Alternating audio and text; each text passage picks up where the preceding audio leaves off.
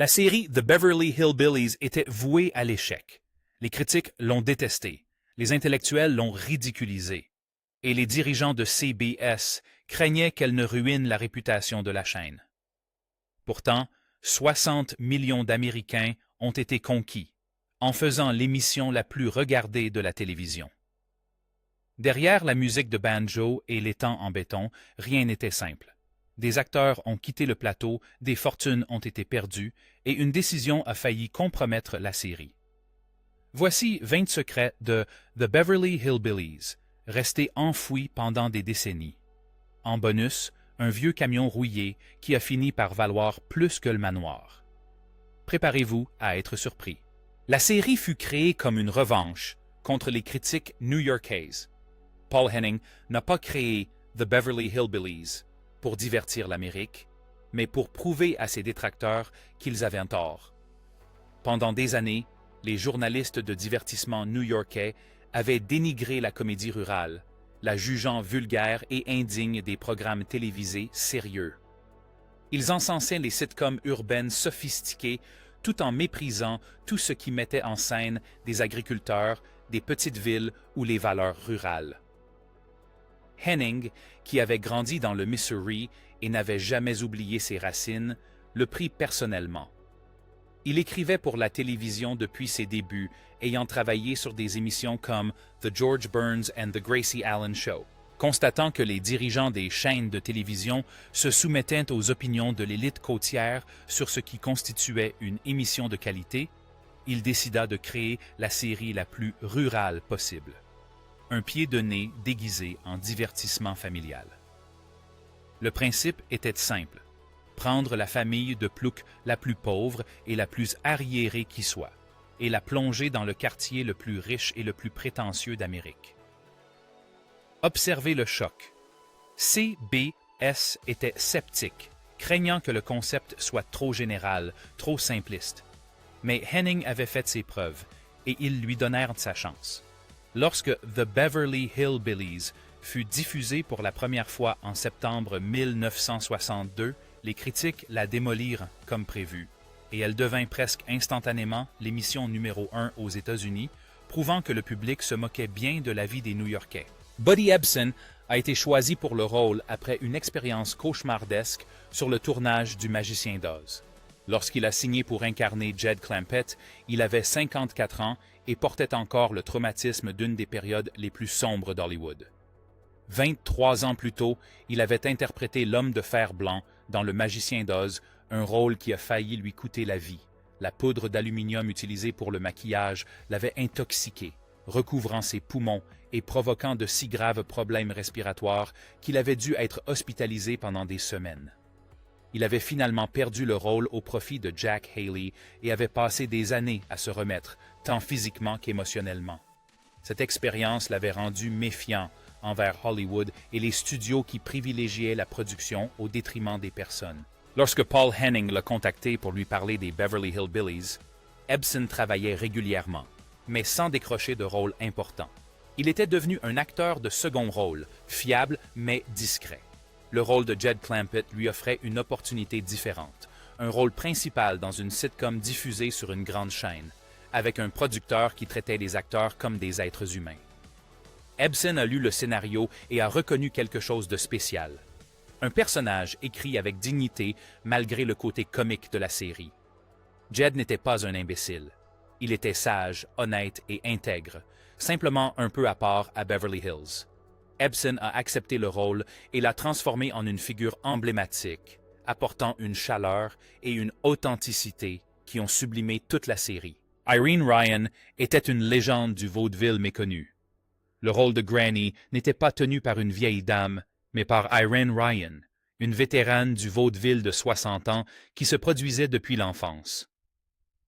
Ryan avait passé des décennies sur scène, sillonnant le pays, perfectionnant son sens du timing et son humour physique devant un public exigeant. Au moment de son audition pour The Beverly Hillbillies, elle avait déjà tout fait: radio, cinéma, théâtre et même les débuts de la télévision. Mais elle n'avait jamais été une vedette, toujours une actrice de second rôle, une professionnelle fiable qui mettait en valeur les autres. Paul Henning l'a vue auditionner et a su immédiatement qu'elle était Granny. Ryan a insufflé une énergie féroce au rôle, incarnant Daisy Mae Moses comme une véritable tornade de rage et de superstition. Elle réalisait elle-même ses cascades, insistait sur des gags physiques qui auraient épuisé des actrices 2 fois plus jeunes et débitait chaque réplique avec un timing impeccable. Ce que le public ignorait, c'est que Ryan était plus jeune que Buddy Ebsen, qui jouait son gendre. Le maquillage et les costumes lui donnaient un air vénérable, mais en dessous, elle était énergique, athlétique et totalement investie dans son rôle. Hors plateau, elle ôtait le costume de Granny et redevenait une femme sophistiquée, amatrice de jazz et de gastronomie. Le contraste était saisissant, preuve de son incroyable immersion dans le personnage. Donna Douglas a failli refuser le rôle d'Ellie Mae. Ellie Mae Clampett est devenue l'un des personnages les plus emblématiques de la télévision, mais Donna Douglas n'était pas initialement intéressée par l'interprétation. Douglas cherchait à se construire une carrière d'actrice sérieuse, enchaînant les rôles dramatiques, étudiant la méthode Stanislavski et se positionnant comme la prochaine grande star du drame.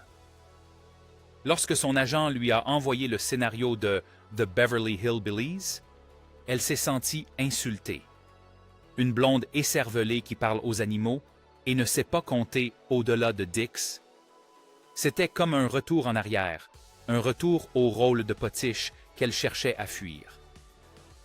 Mais son agent l'a convaincue de passer l'audition, arguant qu'une exposition à la télévision nationale pourrait lui ouvrir des portes. Douglas arriva sceptique et repartit intrigué. Le scénario de Paul Henning était plus profond qu'elle ne l'avait imaginé, et le personnage, bien que naïf, était d'une douceur et d'une force authentiques. Elle accepta le rôle avec des réserves, comptant s'en servir comme tremplin. Puis la série devint un véritable phénomène. Soudain, Donna Douglas était célèbre, reconnue partout, son visage s'affichant en couverture des magazines et sur les boîtes à lunch. Cette célébrité fut à la fois écrasante et, au final, un frein. Les directeurs de casting ne la voyaient que comme Ellie Mae, rendant inaccessibles les rôles dramatiques sérieux qu'elle convoitait. Le personnage qu'elle avait failli refuser devint à la fois sa bénédiction et sa malédiction, la propulsant au rang de star tout en l'y enfermant à jamais. Max Baer Jr. détestait jouer Jethro. Issu d'une famille de boxeurs de renom, son père était l'ancien champion du monde des poids lourds. Il avait grandi dans un univers de célébrités, d'athlètes et de stars, et voulait prouver qu'il était plus que le fils de son père.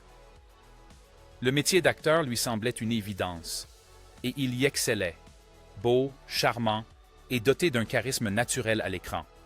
Puis il décrocha le rôle de Jethro Bodine et tout bascula. Jethro était un idiot, un plouc dont la bêtise était à l'origine de la plupart des gags de la série. Baer interpréta le rôle à la perfection, s'investissant pleinement dans l'enthousiasme un peu niais du personnage. Mais en dehors des plateaux, il le détestait. Il était intelligent, cultivé à 1000 lieues du personnage qu'il incarnait. Dans la vie de tous les jours, on se comportait comme Jethro, on parlait lentement, on supposait qu'il était intelligent.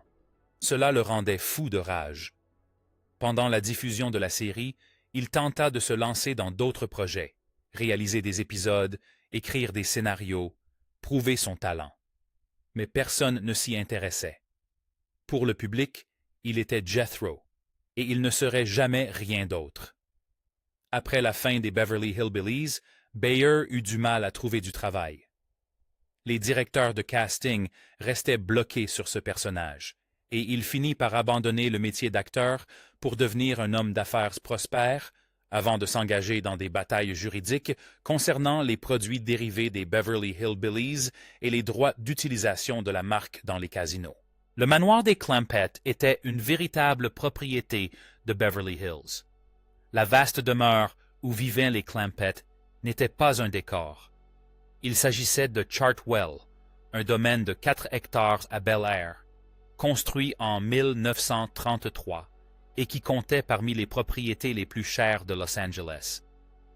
La production l'a loué pour les plans extérieurs, filmant l'arrivée des Clampett, leurs moments passés au bord de la piscine et leurs interactions dans l'allée.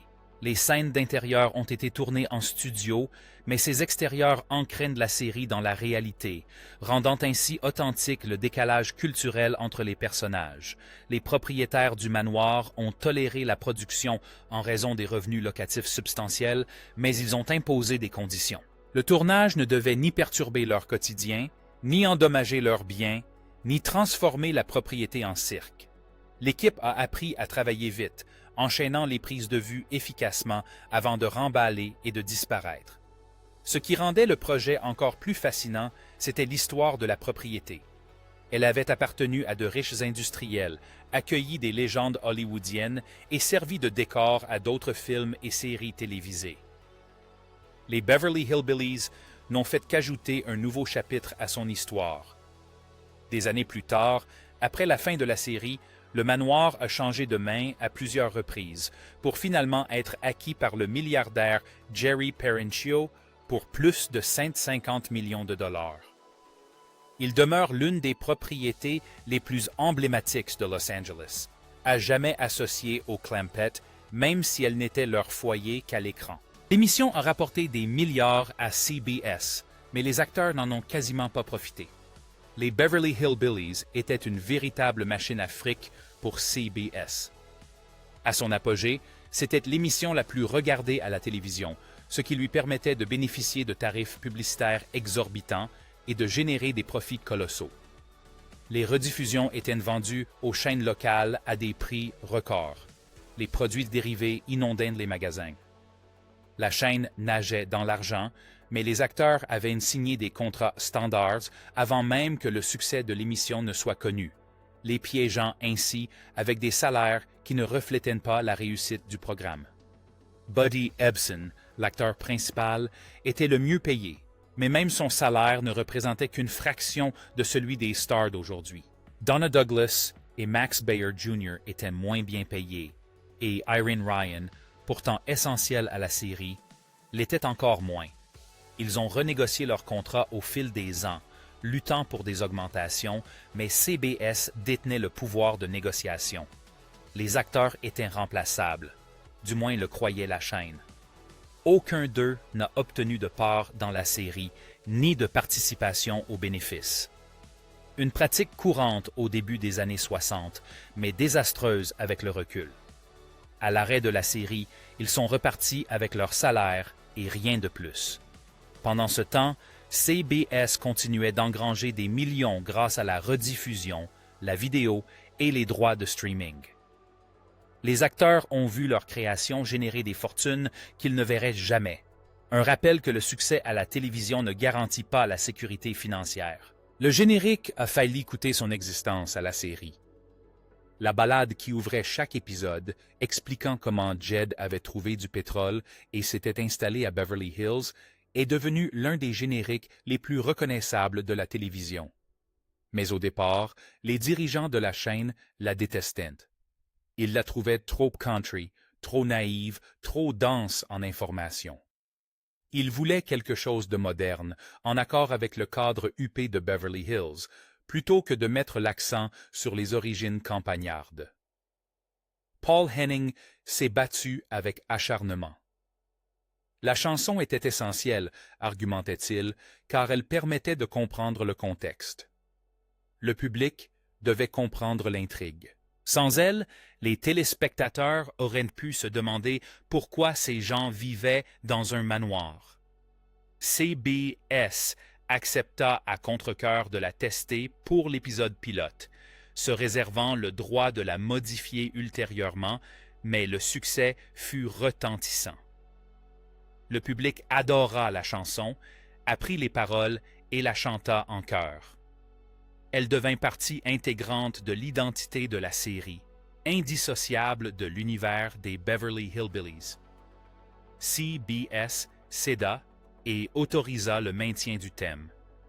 La chanson fut écrite et interprétée par Lester Flatt et Earl Scruggs, légendes du bluegrass qui jouaient ensemble depuis des années. Leur participation apporta authenticité et crédibilité, ancrant la série dans les véritables traditions de la musique country. Le thème devint si emblématique qu'il survécut à la série, étant utilisé dans des parodies, cité dans d'autres émissions et immédiatement reconnaissable des décennies plus tard par ceux qui n'avaient jamais vu un seul épisode. Le personnage de M. Drysdale, interprété par Raymond Bailey, s'inspirait de banquiers réels. Raymond Bailey incarnait Milburn Drysdale, le banquier avide, obsédé par l'idée de conserver la fortune des Clampett au sein de son établissement. Ce personnage n'avait rien d'exagéré. Paul Henning avait mené des recherches sur la manière dont les banques traitaient leurs clients fortunés, notamment les plus naïfs, et avait découvert un monde de manipulation et d'exploitation. Les banquiers se liaient d'amitié avec les clients riches, s'immisçaient dans toutes leurs décisions financières et détournaient progressivement leur argent par le biais de frais, d'investissements et de stratagèmes. Drysdale était cette réalité transposée en comédie. Un homme prêt à tout pour s'abaisser au point de garder les millions des Clampett sous son contrôle. Bailey a insufflé une dimension désespérée au rôle, incarnant Drysdale à la fois pathétique et prédateur. Il se prosternait devant Jed tout en complotant dans son dos, passant d'une personnalité à l'autre en un instant.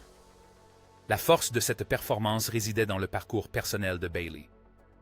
Avant de devenir acteur, il avait travaillé dans le monde des affaires, comprenait la culture d'entreprise et savait comment l'ambition pouvait corrompre. Il a apporté cette expérience à Drysdale, rendant le personnage profondément humain malgré le côté comique de la série. Hors caméra, Bailey était à l'opposé de son personnage. Généreux et aimable, il était adoré de tous. Mais dès que les caméras tournaient, il devenait Wall Street à l'état pur, rappelant que la satire de la série était mordante, même lorsque le public était pris d'un fou rire incontrôlable. L'amitié entre Nancy Culp et Buddy Ebsen s'est terminée en politique. Nancy Culp incarnait Miss Jane Hathaway, la secrétaire dévouée de M. Drysdale, avec un sens du comique exceptionnel et une interprétation subtile. Pendant 9 saisons, elle et Buddy Ebsen ont travaillé en étroite collaboration, nouant une véritable amitié hors des plateaux. Ils dînaient ensemble, discutaient des scénarios et se soutenaient mutuellement face au tumulte d'Hollywood. En 1984, Nancy Culp se présenta aux élections législatives en Pennsylvanie sous l'étiquette démocrate. Sa campagne était axée sur des politiques progressistes, l'écologie et les droits des femmes. Buddy Ebsen, républicain conservateur convaincu, était furieux. Se sentant trahi, il jugeait les idées politiques de Culp erronées et dangereuses. Lorsque l'équipe de campagne de son adversaire lui demanda d'enregistrer un spot radio pour l'attaquer, il accepta, affirmant aux électeurs que Nancy Culp était trop à gauche pour la Pennsylvanie. La publicité a choqué tout le monde. Culp était anéantie, incapable de comprendre comment quelqu'un qu'elle considérait comme sa famille pouvait la saboter aussi publiquement. Elle a perdu l'élection, attribuant sa défaite, au moins en partie, à l'intervention d'Ebsen. Ils ne se sont plus jamais parlé. L'amitié qui avait résisté à 9 saisons et d'innombrables épisodes n'a pas résisté à la politique, preuve que même les liens les plus forts peuvent se briser sous l'influence de l'idéologie. Culp a déclaré plus tard que c'était la trahison la plus douloureuse de sa vie, pire que la défaite elle-même, car elle venait de quelqu'un en qui elle avait une confiance absolue. L'émission a été délibérément annulée, malgré d'excellentes audiences. En 1971, The Beverly Hillbillies réalisait encore des audiences respectables, était toujours rentable et populaire auprès de millions de téléspectateurs, mais CBS l'a tout de même annulé, ainsi que Green Acres et Petticoat Junction, dans le cadre de ce qui a été surnommé la purge des programmes ruraux. Cette décision n'était pas motivée par des raisons financières ou d'audience, mais par des considérations démographiques et d'image. Les dirigeants de la chaîne avaient conclu que les comédies rurales attiraient un public rural plus âgé, que les annonceurs ne recherchaient pas. Madison Avenue convoitait les jeunes consommateurs urbains et instruits disposant d'un revenu disponible, et non les agriculteurs et les familles de petites villes regardant des émissions sur les Hillbillies. Ainsi, CBS a systématiquement supprimé toutes les séries rurales de sa grille, les remplaçant par des programmes plus audacieux et sophistiqués comme All in the Family et The Mary Tyler Moore Show. Les acteurs ont été pris au dépourvu. Ils pensaient que la série durerait indéfiniment, ou du moins qu'elle aurait une véritable fin. Au lieu de cela, ils ont reçu un avis d'annulation et une dernière saison qui ignorait son caractère définitif. Le dernier épisode a été diffusé sans cérémonie, sans adieu, juste un épisode de plus qui se trouvait à être la fin. Paul Henning était furieux, se sentant trahi par la chaîne qui avait rapporté des milliards. Mais CBS n'en avait cure. La chaîne visait un public différent, construisait une image différente et The Beverly Hillbillies n'y avait plus sa place.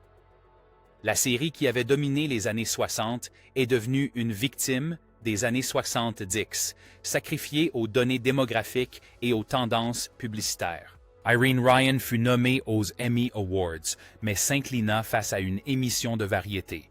Son interprétation de Granny était brillante, une véritable leçon de comédie physique et de sens du timing qui sublimait chacune de ses apparitions. En 1963, elle fut nommée pour le prix de la meilleure actrice dans une série, une reconnaissance amplement méritée. Ryan jouait la comédie depuis 50 ans, et il s'agissait de sa première nomination pour un prix majeur. Elle assista à la cérémonie pleine d'espoir, entourée de ses collègues, persuadée que c'était enfin son heure de gloire. Malheureusement, elle perdit face à Carol Burnett pour son émission The Carol Burnett Show. La déception fut immense, non pas parce que Burnett ne méritait pas d'être reconnue, mais parce que Ryan connaissait les rouages d'Hollywood. Les actrices comiques remportaient rarement des prix, surtout dans les sitcoms, et encore plus lorsqu'elles incarnaient des personnages considérés comme vulgaires. C'était sa chance, peut-être la seule, et elle s'était envolée. Elle sourit durant toute la cérémonie, félicita Burnett avec élégance et n'évoqua jamais publiquement sa défaite, mais ses amis disaient qu'elle en était profondément marquée. Cette reconnaissance qui lui avait échappé de peu.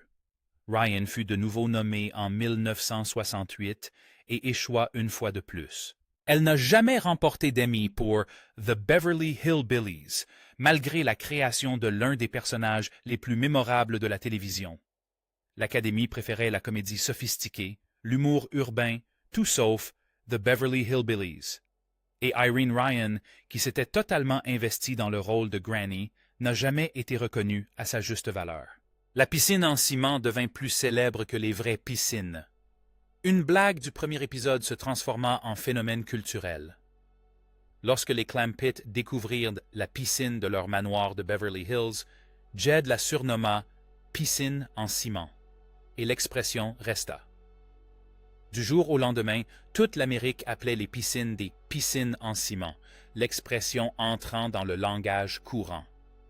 Elle devint une métaphore de la logique campagnarde, cette idée que des choses sophistiquées pouvaient être redéfinies par un simple malentendu. Ce qui rendait la série géniale, c'était la vérité sous-jacente à la blague.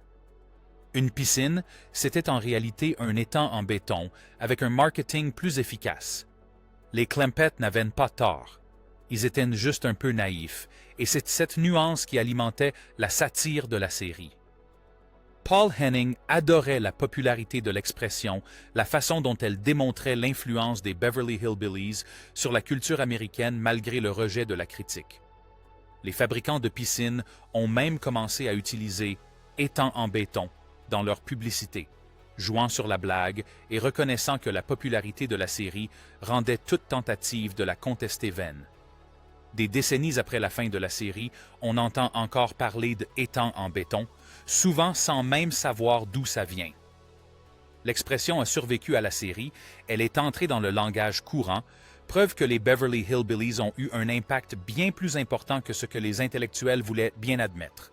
Ce n'était qu'une blague dans un seul épisode, mais elle est devenue immortelle, la réplique la plus marquante de l'histoire des sitcoms. Donna Douglas a refusé à plusieurs reprises les propositions de Playboy. Le jean moulant et le sex appeal innocent d'Ellie Mae ont fait de Donna Douglas l'une des plus grandes icônes pin-up américaines, malgré l'innocence du personnage. Les hommes la désiraient, les femmes rêvaient d'être à sa place et le magazine Playboy la voulait nue. Ils lui ont fait des offres à répétition, augmentant la somme à chaque fois, promettant des photos de bon goût et une totale liberté éditoriale.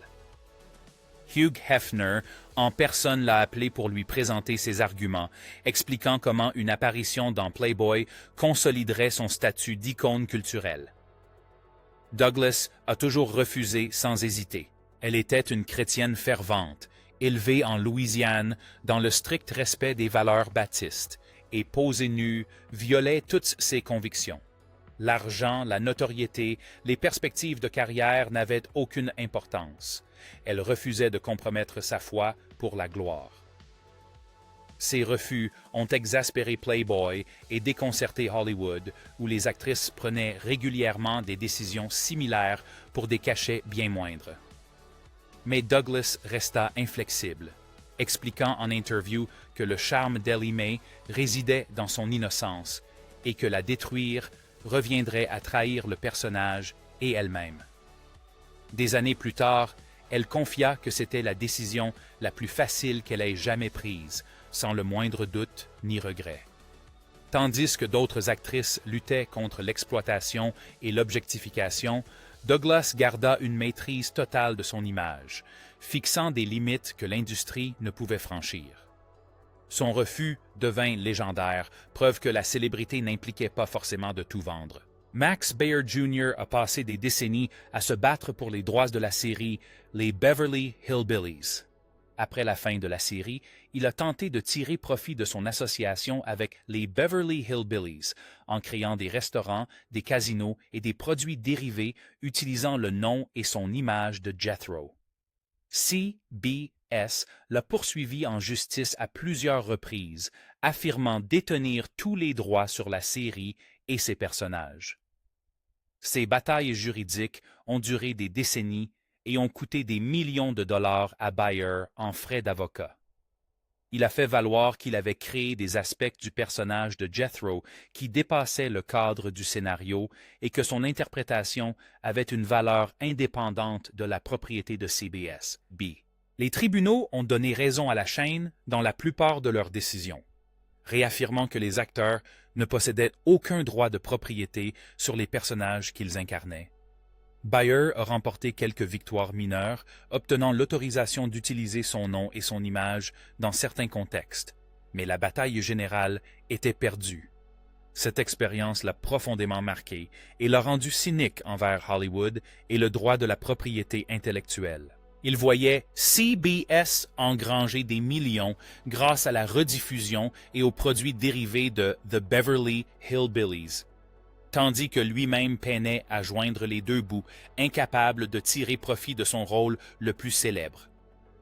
Dans ses interviews, il dénonçait avec passion cette injustice, expliquant comment les acteurs étaient exploités par des contrats rédigés exclusivement au profit des studios. Son combat devint le symbole de luttes plus vastes autour de la propriété intellectuelle, des questions qui restent encore aujourd'hui sans réponse. Max Baer Jr. consacra plus de temps à se battre pour The Beverly Hillbillies qu'à tourner la série. La dimension politique de la série était bien plus subversive qu'on ne le pensait. À première vue, The Beverly Hillbillies semblait être une simple comédie mettant en scène des campagnards se ridiculisant en ville. Mais Paul Henning avait tissé une dimension politique subversive au cœur même de la série. Les Clampett n'étaient pas les imbéciles, c'était l'élite de Beverly Hills. Chaque épisode montrait comment la richesse corrompait, comment le raffinement masquait la cruauté et comment les valeurs simples de la campagne triomphaient du cynisme intellectuel. Jed était plus sage que le banquier. Granny était plus honnête que les mondaines.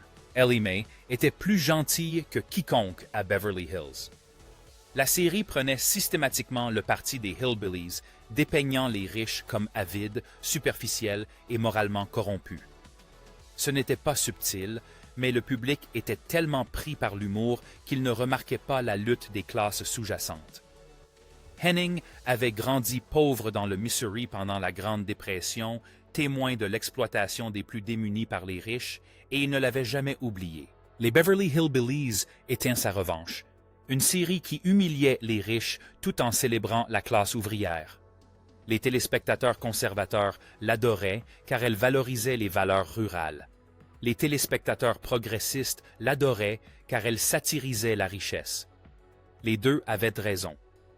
La série fonctionnait car elle recelait de véritables enjeux politiques, une véritable perspective, une colère authentique sous les traits de l'humour. Les critiques la rejetaient comme une absurdité vulgaire. Mais les Beverly Hillbillies étaient plus subtils politiquement que la plupart des séries dramatiques prestigieuses, simplement déguisées en comédie campagnarde. Irene Ryan est décédée peu après la fin de la série. En 1973, 2 ans seulement après l'arrêt de The Beverly Hillbillies, elle fut victime d'un AVC alors qu'elle jouait dans la comédie musicale Pippin à Broadway. Âgée de 69 ans, elle travaillait sans relâche, refusant de prendre sa retraite. La scène lui était aussi vitale que l'oxygène. L'AVC survint en plein spectacle. Son corps la lâcha en pleine scène et elle s'effondra devant un public horrifié. Transportée d'urgence à l'hôpital, elle y agonisa pendant plusieurs semaines avant de décéder le 26 avril. L'équipe était anéantie. Ryan était l'âme des Beverly Hillbillies, l'interprète qui sublimait chaque scène, la comédienne chevronnée qui avait guidé les jeunes acteurs. Sa mort était vécue comme la perte d'un membre de la famille. Buddy Ebsen a pris la parole à ses funérailles, peinant à terminer son éloge funèbre, en larmes. Donna Douglas a déclaré que c'était comme perdre sa grand-mère. Même Max Baer Jr., avec qui elle avait parfois eu des différends durant le tournage, fut bouleversé. Le timing était d'autant plus tragique.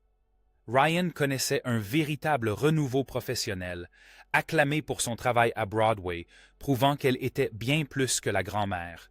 Elle envisageait de poursuivre sa carrière au théâtre, peut-être même au cinéma, enthousiaste face à toutes les possibilités. Puis, elle disparut. Tout ce talent, toute cette expérience évanouit brutalement. Elle légua la majeure partie de sa fortune à une fondation soutenant les jeunes acteurs, un ultime geste de générosité. Celle qui avait incarné une campagnarde acariâtre s'avéra être l'une des âmes les plus bienveillantes d'Hollywood. Le camion d'origine vaut plus que la plupart des maisons. La vieille guimbarde cabossée que conduisaient les Clampett dans le générique est devenue l'un des véhicules les plus emblématiques de la télévision. Il s'agissait d'un Oldsmobile de 1921, modifié pour paraître encore plus délabré, maintenu en état grâce à un espoir illusoire et à un peu d'alcool de contrebande. Après la fin du tournage, le camion a été entreposé dans un entrepôt de CBS et oublié pendant des décennies. Puis, dans les années 1990, un collectionneur l'a retrouvé, l'a reconnu et a négocié son acquisition. Le camion était dans un état déplorable, des décennies de négligence l'ayant ravagé. Mais il a passé des années à la restaurer, non pas pour la remettre à neuf, mais pour qu'elle ressemble exactement à celle qu'on voyait à la télévision, préservant ainsi l'authenticité qui faisait son charme. Quand la nouvelle s'est répandue que le camion des Beverly Hillbillies avait été retrouvé et restauré, les offres ont afflué.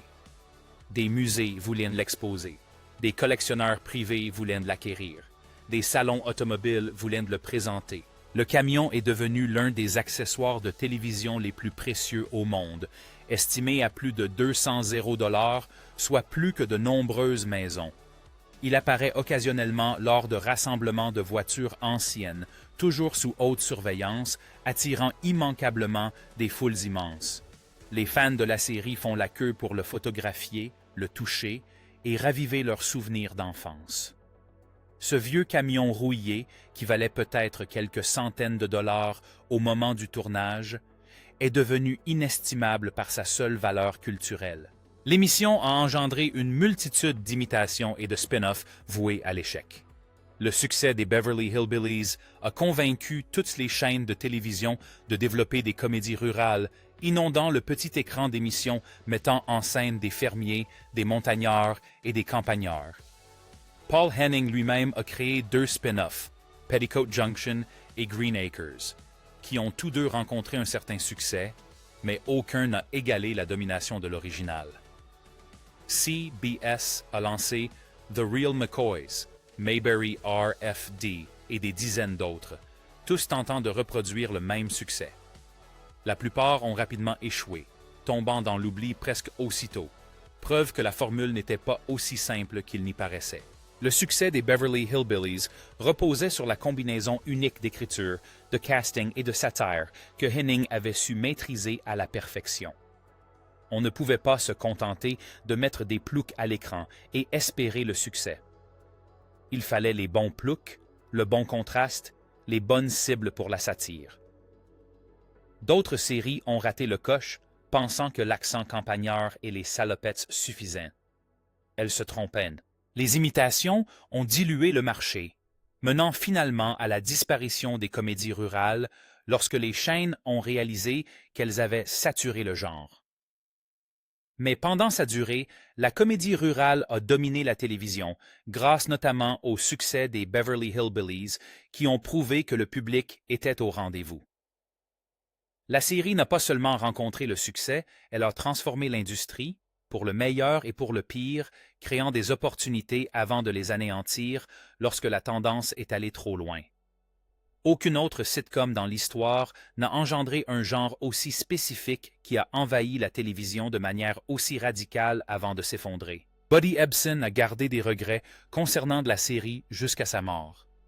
Il a vécu jusqu'à 95 ans, travaillant presque jusqu'à la fin et faisant des apparitions dans des téléfilms. Mais il a entretenu des sentiments complexes à l'égard des Beverly Hillbillies toute sa vie.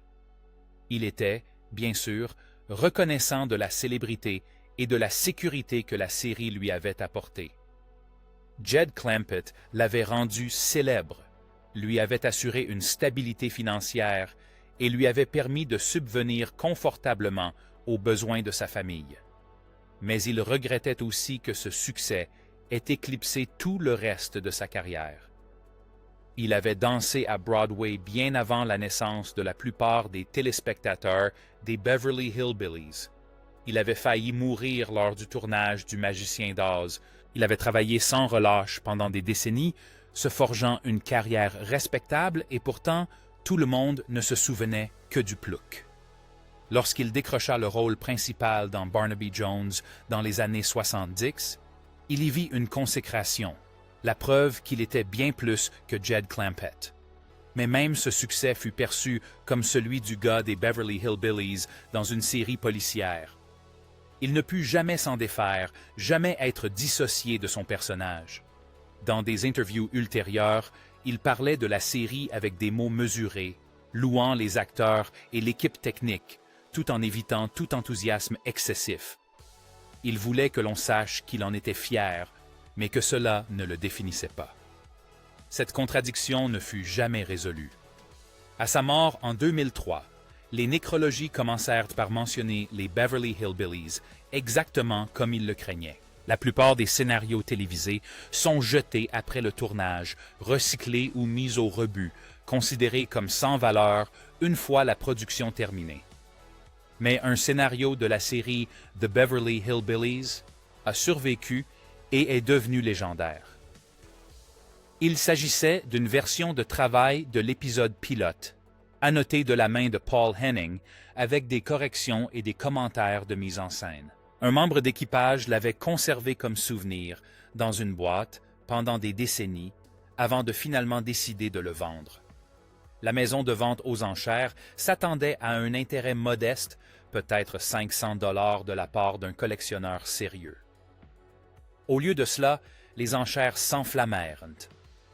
Le prix final atteignit 10 $, acquis par un musée de la télévision qui reconnut sa valeur historique. Le scénario n'était pas qu'un simple document écrit à l'encre. C'était une fenêtre ouverte sur le processus créatif, révélant comment Henning avait peaufiné les gags, ajusté les personnages et posé les bases de ce qui allait devenir la sitcom la plus populaire de la télévision. Des chercheurs l'ont étudié, analysant les modifications et comprenant comment la série avait évolué de son idée à sa réalisation. Pour les fans, c'était la preuve tangible que les Beverly Hillbillies avaient été conçus avec soin et intelligence, et non pas bâclés comme le prétendaient les critiques.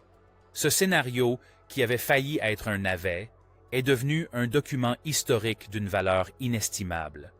Et quelque part, Paul Henning aurait sans doute apprécié l'ironie de la situation, la valeur que l'on trouvait dans ce que d'autres considéraient comme un déchet.